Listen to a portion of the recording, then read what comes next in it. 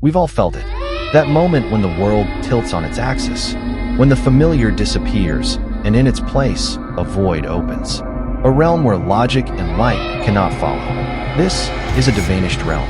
Before we venture into the abyss, if you're brave enough to explore the hidden horrors and unexplained vanishings that haunt our world, make sure you're subscribed to the channel.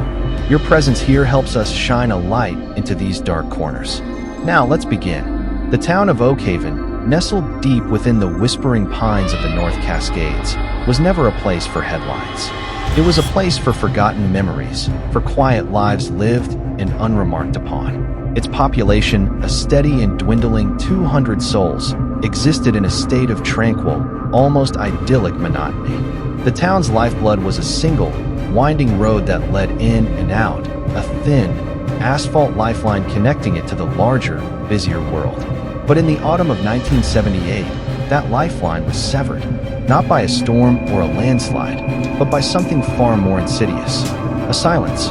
It began, as these things often do, with something small, a missing person, a 16-year-old girl named Clara Jenkins, who failed to show up for her shift at the local diner. At first, no one worried. Clara was a teenager, rebellious and prone to fleeting whims. Her parents, Frank and Eleanor, assumed she had run off with her boyfriend to a neighboring town, seeking the thrill of a larger world. They waited a day, then two. By the third day, the assumption had curdled into a cold, hard fear. Clara Jenkins was the first of the DeVanished. The local sheriff, a stoic and weary man named Elias Thorne, initiated a search. He called in volunteers from the town, men who knew the dense, unforgiving woods like the backs of their hands. They searched for a week, their calls of Clara swallowed by the trees. They found nothing, not a footprint, not a discarded piece of clothing, not a single clue to her whereabouts. It was as if she had been erased, a pencil mark smudged from the page of existence. But Oakhaven's ordeal was just beginning. 1 week after Clara's disappearance, a young boy named Leo Thompson vanished from his own backyard. Leo, 7 years old, was playing with a toy airplane he had received for his birthday. His mother, Mary, stepped inside for a moment to answer the phone. When she returned, less than 2 minutes later, Leo was gone. The toy airplane lay in the grass, its plastic propeller still spinning slowly in the breeze. This time, panic set in. The townspeople were no longer just worried. They were terrified.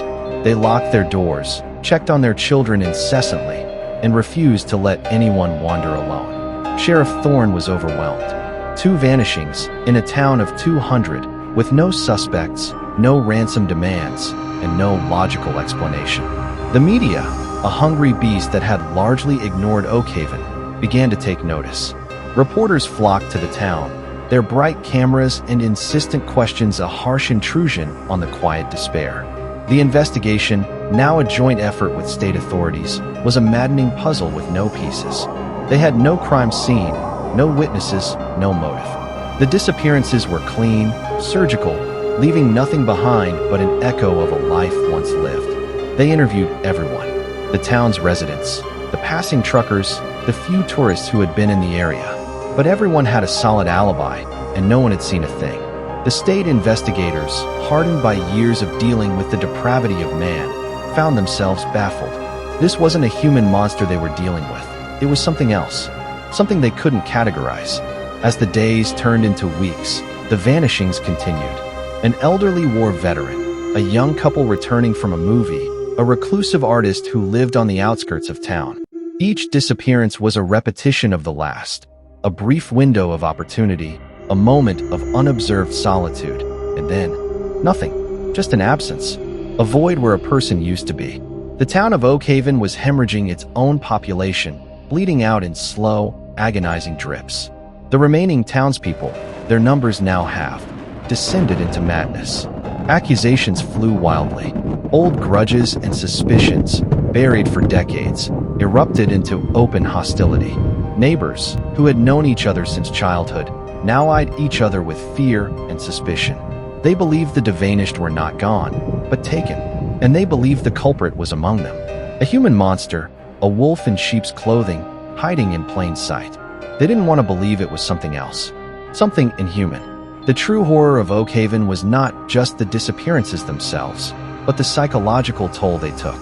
The town became a prison of its own making. No one went out after dark. Shops closed early. The streets were deserted. And at night, in the oppressive silence, people swore they could hear whispers on the wind. Not words, but something more primal. A soft, sibilant sound, like dry leaves skittering across a forest floor. It was a sound that seemed to be searching for something, or someone. Sheriff Thorne, in a desperate attempt to find a single shred of evidence, went against the better judgment of the state authorities. He began to investigate the one place they had all avoided, the old Blackwood mine.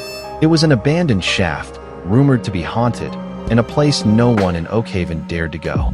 The mine, they said, had an appetite. What Sheriff Thorne found inside was not a human monster. It was not a ritual site, or a lair, or a single clue to the vanishings. What he found was nothing, but it was the nature of that nothingness that was so terrifying. The mine's tunnels were not just dark, they were devoid of all sound. The dripping water, the creaking timber, the subtle hum of the earth, all of it ceased the moment he stepped inside. The air grew cold, not with the chill of a cave, but with a profound and unnatural stillness. He felt as if he had walked into a vacuum, a place where reality itself had been scooped out. He spent hours in the mine, his flashlight beam revealing only more of the same impenetrable darkness. He called out, his voice a pathetic squeak in the void. He threw a rock, listening for the sound of it hitting the ground, but he heard nothing. No splash, no clatter, just silence. And then he felt a presence. Not a person, not a beast, but a hunger, a vast, patient, and ancient hunger that resided in the very walls of the mine. A hunger that was waiting. Thorne stumbled out of the mine, his mind shattered, his eyes wide with a terror that no human could inflict. He returned to town, a ghost of the man he once was. He tried to tell the authorities what he had found, what he had felt, but his words made no sense. He spoke of a hungry stillness, of a devouring shadow. They put him in a hospital, believing the strain of the investigation had finally broken him. The vanishings in Oakhaven stopped abruptly the moment Thorne was institutionalized.